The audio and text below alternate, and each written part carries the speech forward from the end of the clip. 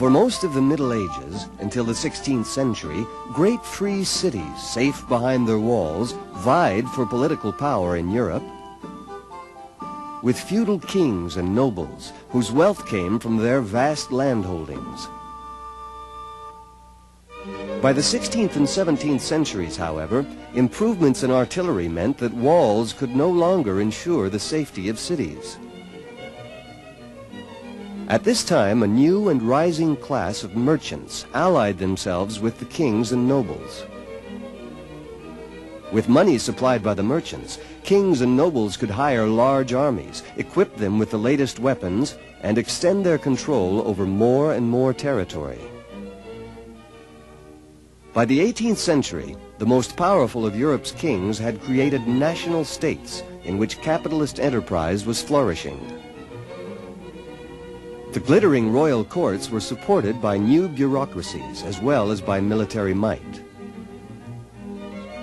The wealth, glory, and power of these absolute monarchs was most lavishly displayed at Versailles, where the King of France held court.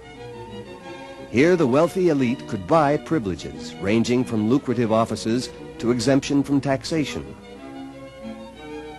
Perhaps more than elsewhere in Europe, France's king and capitalists had come to ignore the medieval Christian idea of community, which held that the privileged had responsibility for those at the bottom of the social order. The great mass of people were poor, while laboring endlessly to support the privileged. This was true of peasants toiling in the fields, burdened with royal taxes, and of city artisans and workers, jammed into slums whose rents enriched middle-class landlords.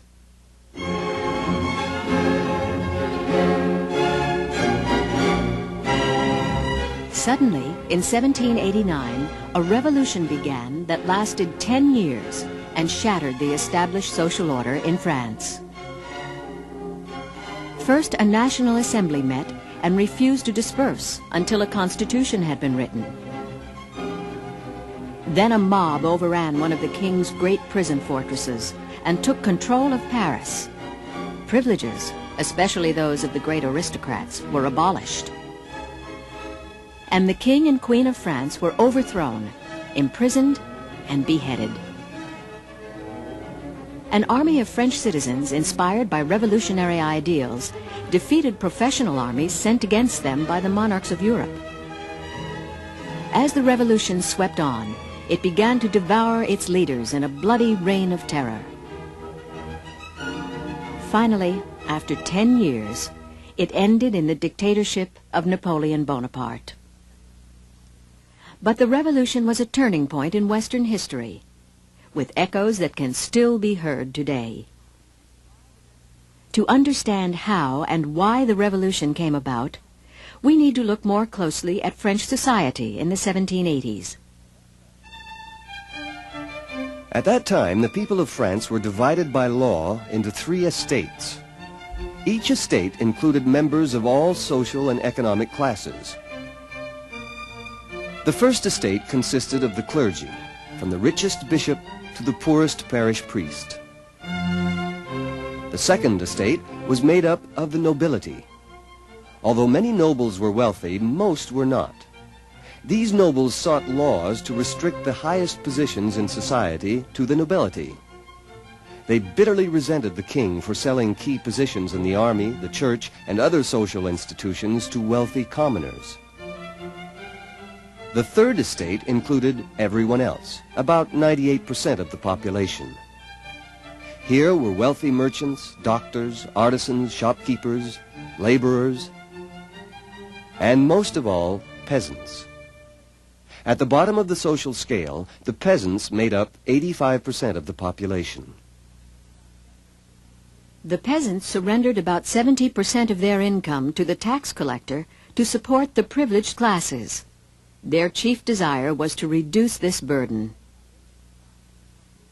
Most members of the middle class, or bourgeoisie, about 13% of the population, had originally come from peasant backgrounds.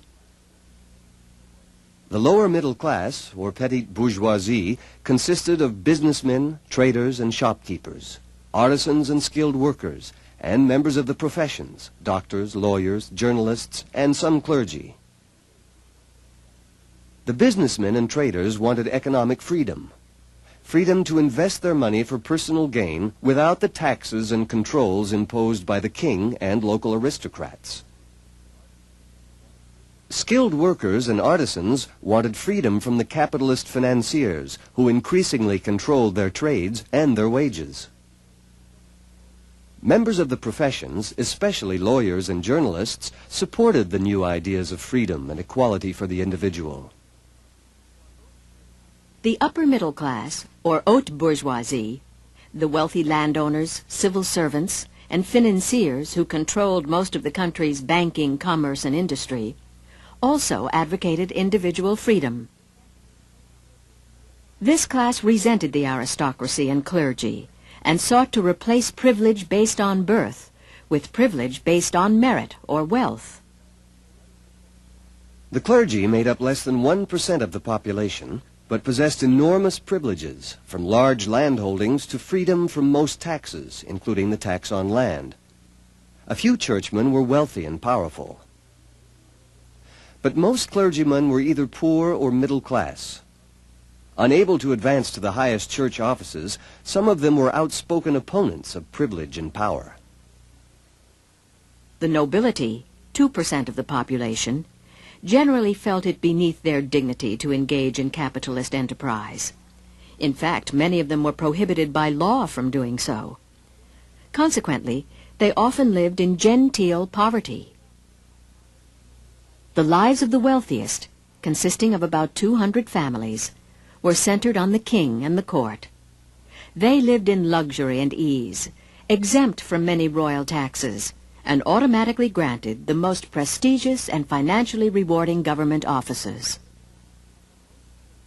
These aristocrats had the most to lose if the king, Louis XVI, and his advisers bowed to the mounting pressure to curtail their privileges and their power. In 1788, on the eve of the Revolution, the nobles were urging the king not to allow any change that would weaken their position. At the same time, more and more people, including many nobles, were becoming aware of the need for change. Influenced in part by an intellectual movement among 18th century writers whose ideas became known as the Enlightenment. Jean-Jacques Rousseau wanted to abolish privilege and social classes, arguing that all men are born equal, with equal rights. The satirist and critic Voltaire did not go so far.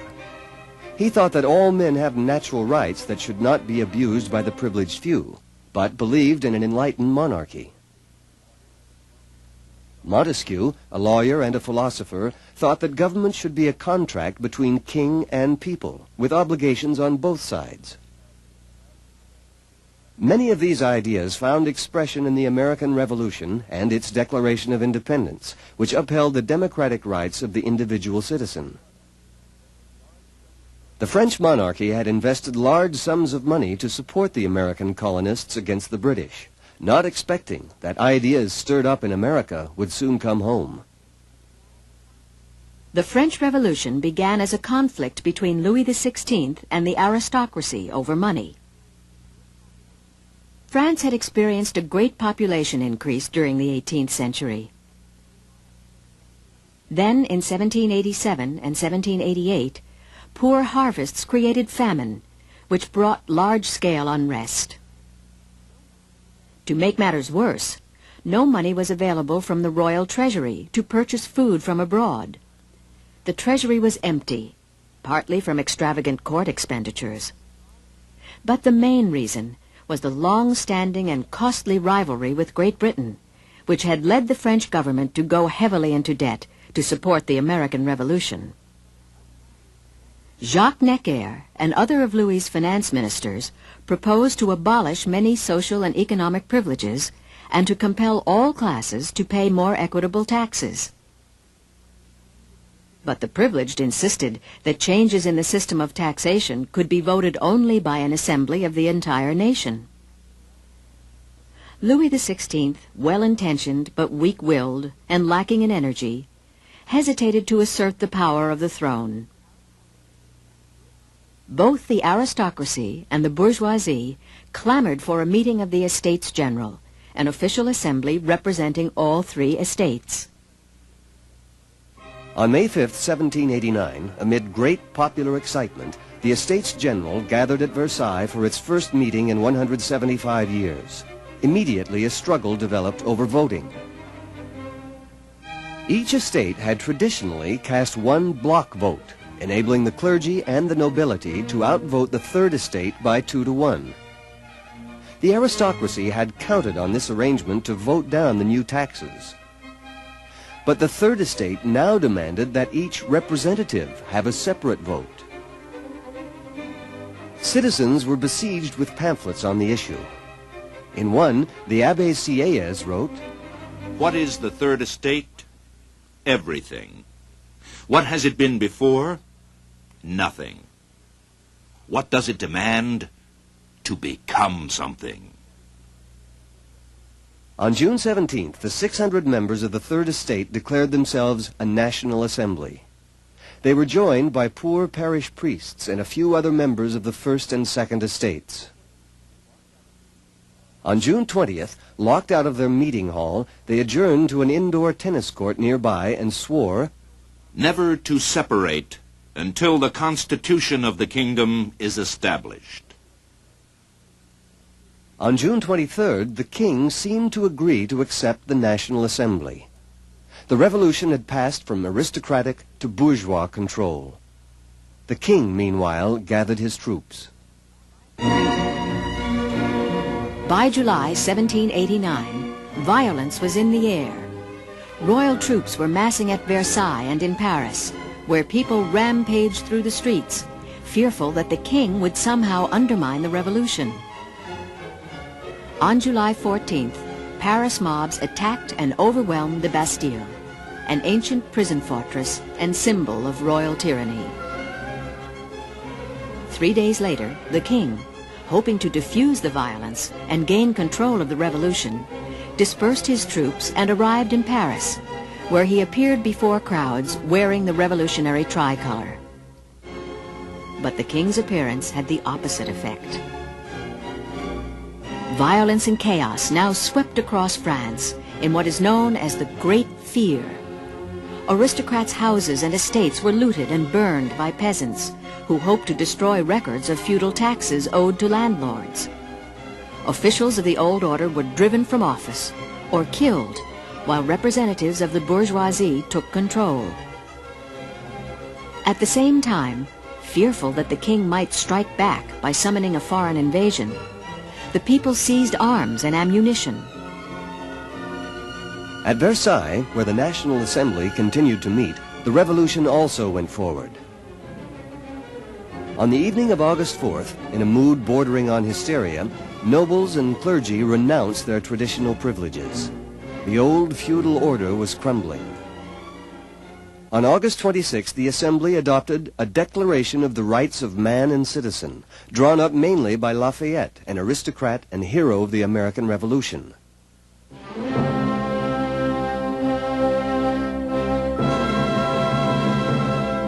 The Declaration affirmed that Men are born and remain free and equal in rights. The rights of liberty, property, security, and resistance to oppression. Not long after, all church property was nationalized, and paper money called assignat was issued with church lands as backing. In addition, the king was forbidden to make laws.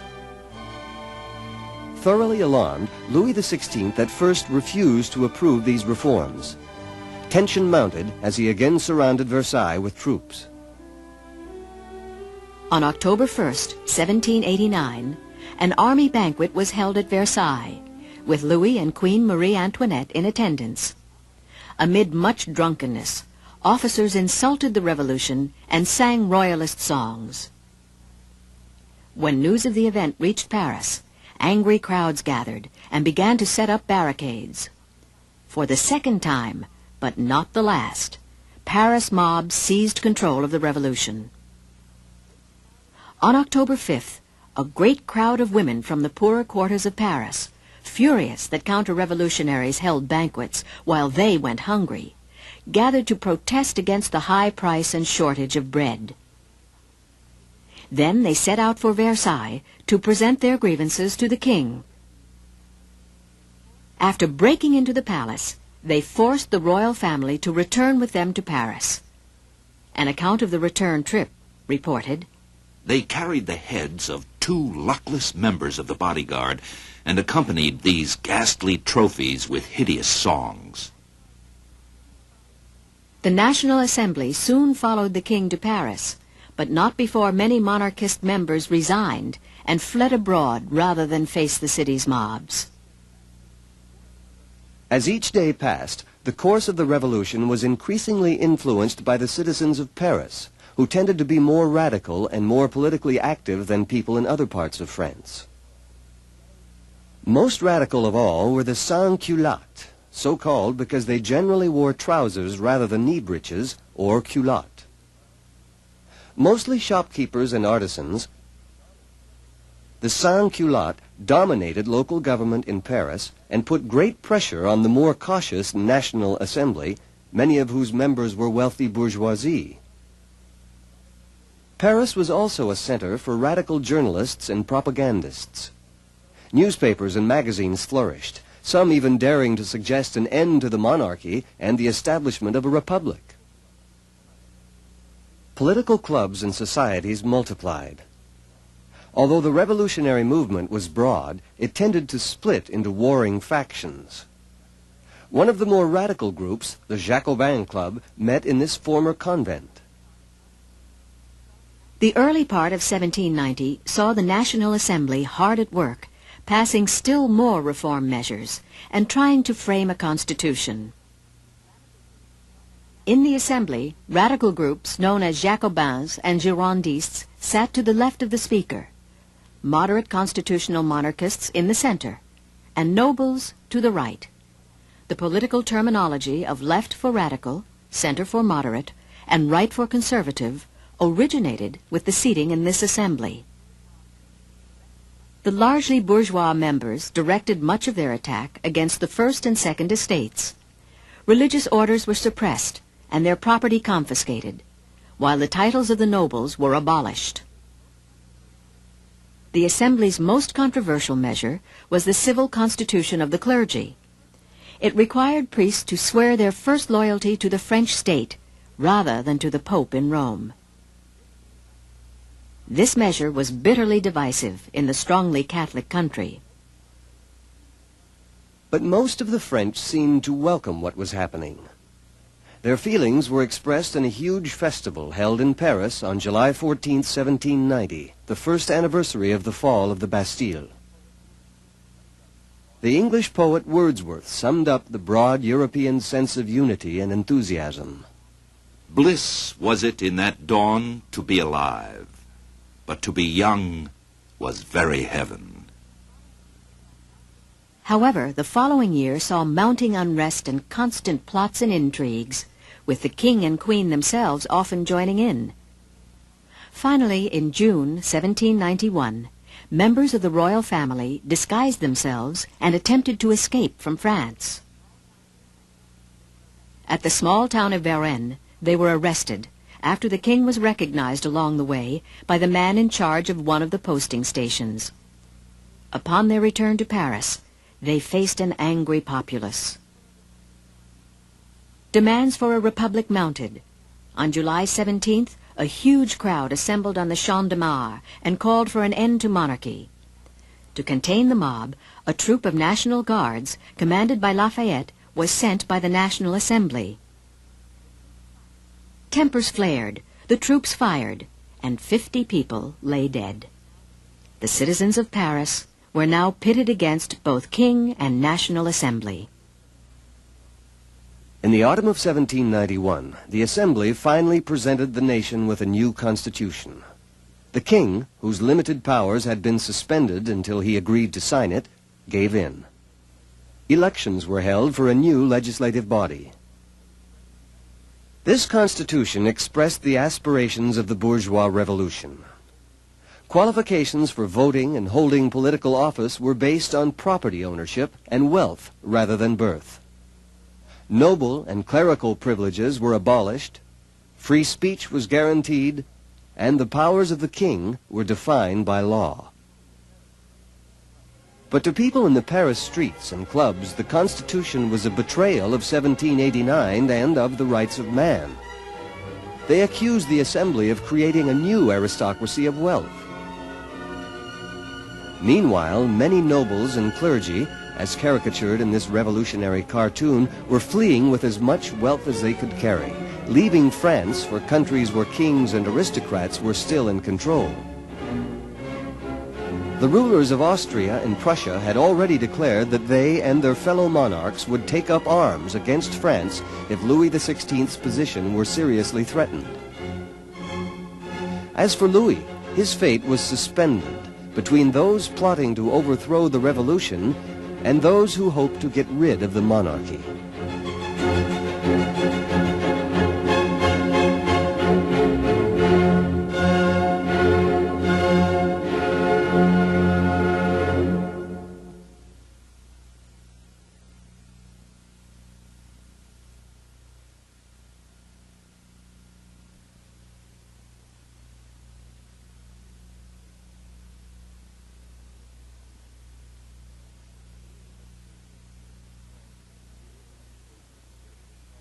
In a children's game of the period called The Game of the French Revolution, players advanced around a board from the fall of the Bastille in 1789 to Louis XVI's acceptance of the Constitution of 1791. Here, many felt the revolution had ended. But the Constitution of 1791, while it realized many of the aims of the wealthier bourgeoisie, left other groups unsatisfied. A peasant committee explained, "We thought that after the decrees suppressing the feudal regime, we should be as free in our property as in our persons. 2 years' experience has shown us that we are still slaves." The workers and the poor of Paris were equally frustrated. Urged on by Jean-Paul Marat and other radical agitators, the Paris sans-culottes staged march after march, demanding the emancipation of the people and liberty or death. Prominent in the new Legislative Assembly were members of the Jacobin and Girondist factions, who wanted France to become a republic. When the royal family was brought back to Paris as prisoners after attempting flight in June 1791, Louis XVI and the French monarchy were doomed. Control of the revolution was now to pass from the well-to-do bourgeoisie to the workers and the poor. In other parts of Europe, the reaction of the rich and powerful to the French Revolution had ranged from dismay to horror. French aristocrats and some priests who refused to swear allegiance to the state fled to Prussia, Austria, and the Austrian Netherlands, now Belgium, where they began raising armies to invade France and put down the revolution. All the different factions of the revolution united in a call for war, for a crusade against the crowned heads of Europe.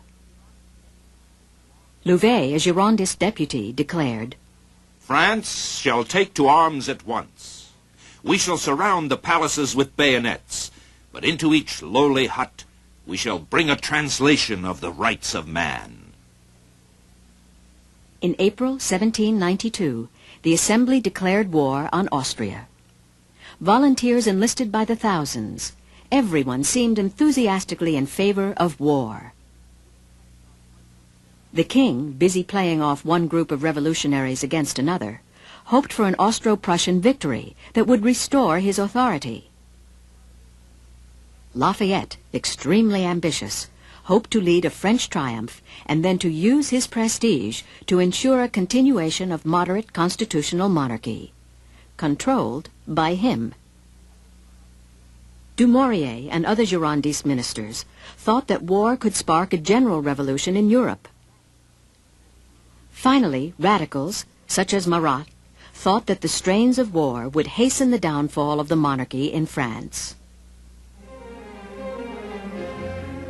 At first, the French armies suffered defeats, and some French towns were besieged. Revolutionary fervor could not make up for lack of arms and training. Then the sans-culottes were inflamed when the Duke of Brunswick, leader of the Austrian and Prussian armies, declared he would destroy Paris if any harm should come to the French king and queen. On June 20th, after breaking into the royal palace, the Tuileries, they cornered the king and forced him to put on a revolutionary cap. An eyewitness wrote, "The appearance of the capital became hourly more turbulent. There could be heard the furious cries of a populace threatening insurrection unless the assembly pronounced the dethronement of the monarch." While the Girondist leaders of the assembly hesitated, control passed out of their hands. On August 9th, mobs of sans-culottes took over the government of Paris. Next day, a mob invaded the Tuileries again, overwhelming and massacring the royal guards. The king was arrested, and a special convention was quickly elected to draw up a new and more radical constitution. Early in September, fearing counter-revolution, Paris mobs, urged on by Marat, massacred over 1,200 prisoners suspected of royalist sympathies. Revolutionary spirits were further heightened by a French victory against the Prussians, the first of a string of military successes. Meanwhile, Lafayette, defeated and powerless, fled from his army to be captured and imprisoned by the Austrians. On September 21st, the new convention met and decreed unanimously that royalty is abolished in France. It proclaimed year one of the Republic. In December, when evidence proved that he was a traitor to the revolution, Louis was put on trial.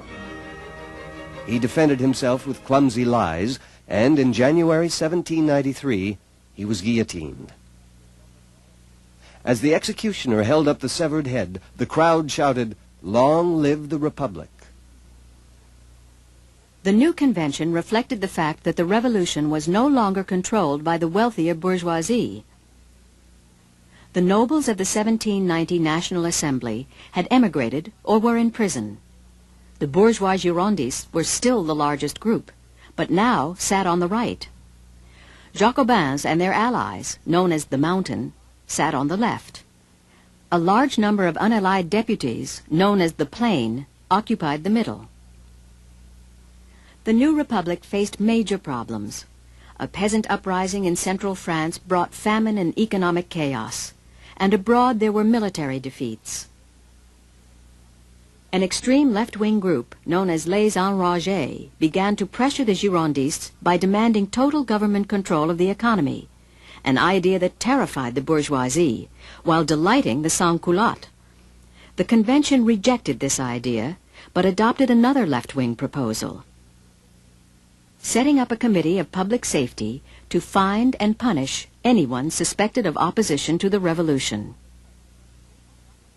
At its head was one of the leading Jacobins in the convention, the highly respected lawyer Georges Danton. The Girondists remained under attack from the left within the convention and the sans-culottes outside. When in June mob pressure led to the arrest of Girondist leaders, the Mountain became the dominant political force.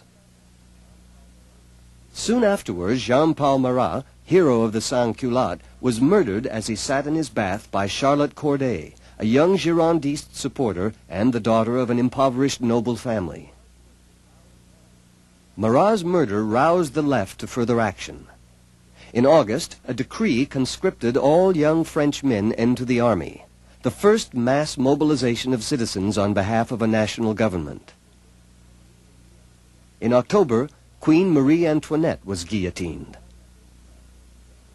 Around the same time, a provincial lawyer named Maximilien Robespierre replaced Danton as the dominant figure on the Committee of Public Safety.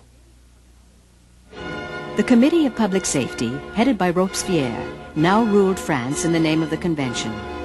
Its rule became known as the Terror. A number of Girondist leaders were executed. Between the autumn of 1793 and the summer of 1794, over 3,000 executions took place in Paris, and 14,000 in the provinces, most by guillotine. Robespierre's supporters maintained that the Terror was justified by the need to save a revolution that was threatened from all sides. Internal dissatisfaction had led to uprisings in 60 of France's departments, or administrative units. The armies of Prussia, Austria, Britain, Holland, and other European countries still threatened invasion. Louis Saint-Just, a colleague of Robespierre, wrote, "Liberty must prevail at any price. We must rule by iron those who cannot be ruled by justice. We must punish not merely traitors, but the indifferent as well." Robespierre agreed. The government of the revolution is the despotism of liberty against tyranny. Must might be used only in order to protect crime? The Terror's momentum was described by the English writer William Hazlitt. The whole of the country seemed one vast conflagration of revolt and vengeance. The shrieks of death blended with the yell of the assassin. The sans-culottes had demanded a policy of terror as a weapon against royalists, priests, and Girondists. But by 1794, the Terror was claiming victims from the mountain. Danton declared in the convention, "Perhaps the Terror once served a useful purpose, but it should not hurt innocent people. No one wants to see a person treated as a criminal just because he happens not to have enough revolutionary enthusiasm." Shortly afterward, Danton himself was arrested, tried, and executed.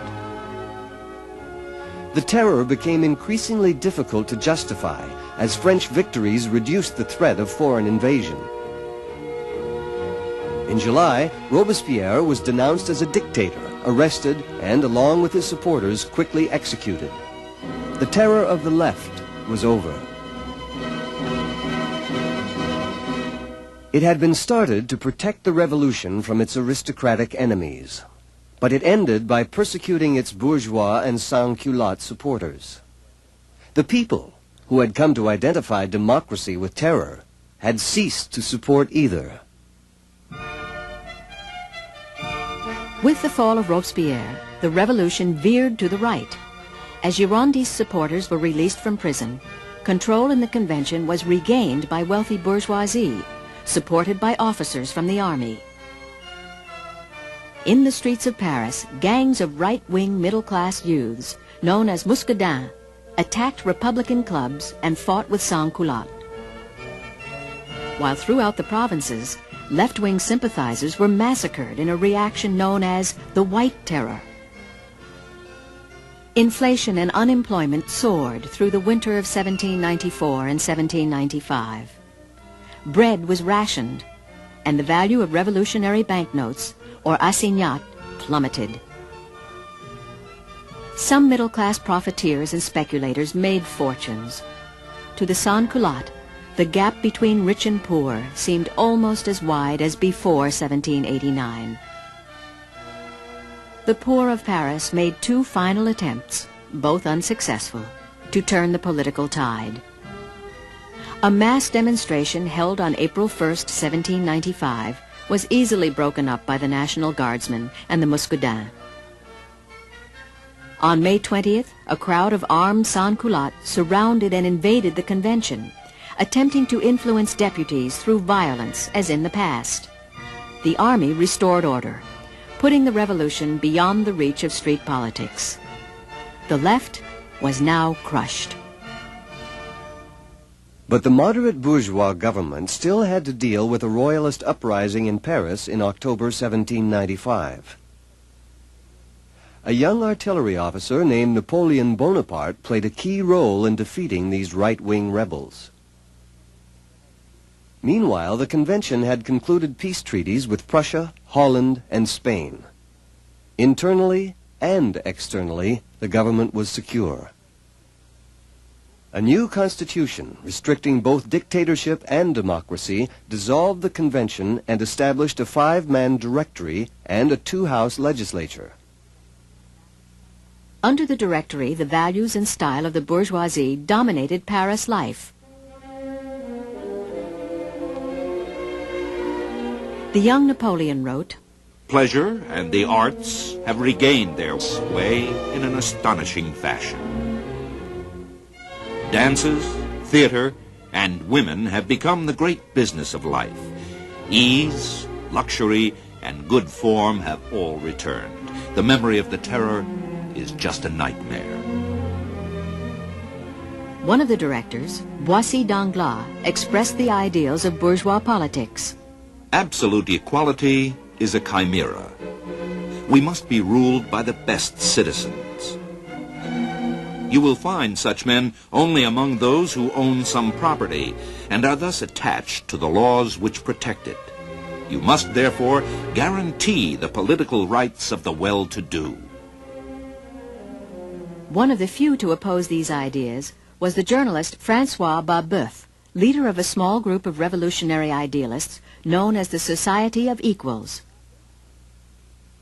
Babeuf wrote, "The revolution is not yet complete because all the good things of life are taken by the rich who rule as dictators, while the poor toil in misery like slaves and are considered of no account by the state."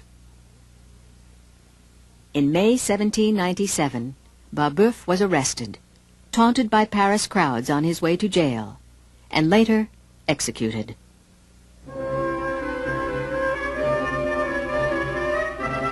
Despite the peace treaties of 1795, the French army was still looking for action. Now, not in wars of liberation, but in wars of conquest. Napoleon Bonaparte, the most popular young general in the country, promised his men, "Rich provinces, great cities, honor, glory, and wealth." Napoleon's forces swept through northern Italy in 1796 and 1797, forcing the Austrians, who controlled the area, to conclude new peace treaties more favorable to France. Only Britain remained an active enemy. In the spring of 1798, Napoleon set out for Egypt with a vast expedition aimed at damaging British commerce and establishing a French base in the Middle East. French forces entered Cairo, but the French fleet was destroyed in a surprise attack by the British at Abu Qir Bay. Napoleon was momentarily trapped in Egypt. Meanwhile, a new coalition led by Russia, Austria, and Britain began to inflict defeats on the French in Europe. In France, the Directory was under attack from both Royalists and Jacobins as taxes increased and the economy slumped. An attempted coup by Royalists was put down, but only with the help of army units. The army was becoming more and more involved in politics. Throughout 1798 and 1799, Paris society was alive with rumors of plots and counterplots. The revolution was tottering, its direction lost. The final blow was delivered by Napoleon, seen in this cartoon surveying the wreckage of the revolution. Returning to France in October 1799, he immediately entered into a plot to destroy the legislative councils and establish an all-powerful executive. On November 9, 1799, Napoleon and his backers staged a coup. France was now ruled by 3 executives called consuls, with Napoleon the dominant one. Less than 5 years later, Napoleon declared himself emperor, continuing to lead the French armies in 15 years of war across the face of Europe. When he was at last defeated, the monarchy was restored in the person of Louis XVI's brother, who became Louis XVIII.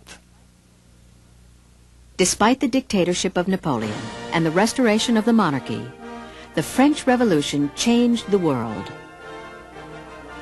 Immediately, it aroused a widespread desire for an end to aristocratic privilege and the establishment of greater individual freedom. In France itself, the power of the nobles was ended. Many of their estates were divided among peasants and bourgeoisie. This helped to create the nation of small land-holding farmers that France has remained into the 20th century. Elsewhere in Europe, Napoleon overthrew the old rulers and replaced them with ones whose powers were defined by law. Napoleon's conquests encouraged an upsurge of liberalism based on the rights of man. In addition, they encouraged the rise of nationalism among the conquered peoples. These ideas were behind the revolutions that swept Europe in 1848, when, for the last time, kings and aristocrats triumphed over liberalism and nationalism. The French Revolution replaced the aristocratic ideal of privilege based on birth with the middle-class ideal of legal equality and privilege based on talent, merit, and increasingly on money. The revolution also replaced the ideal of the absolute monarch ruling by divine right with the ideal of the absolute national state, which theoretically represents and demands the allegiance of all citizens.